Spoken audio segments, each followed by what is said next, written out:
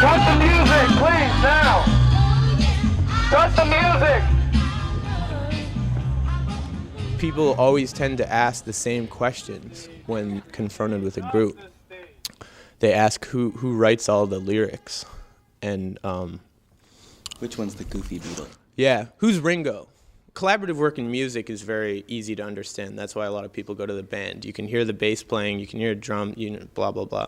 But it's hard for us to want to even settle on this distinction between, like, who does what. I think it is like a model of anarchy in the sense that there isn't a bureaucracy, or maybe there is a bureaucracy, but it's a totally fucked up bureaucracy that is not a micromanaged bureaucracy. Everyone kind of like has their hands on everything in a way. Culture.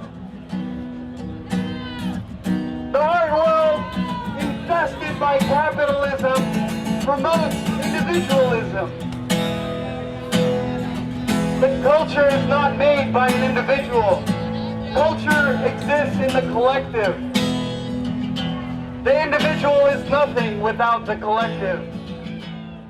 I think that when people see visual art that's done by a collective, where a single image has obviously been talked about and agreed upon and resolved and set up by this group of minds, I think that has a very built-in kind of unfathomable quality for a lot of people. There's this whole thing built into it of like, wow, this group of people came to a consensus that this thing made sense. And not only did that happen, but they organized themselves enough to execute it.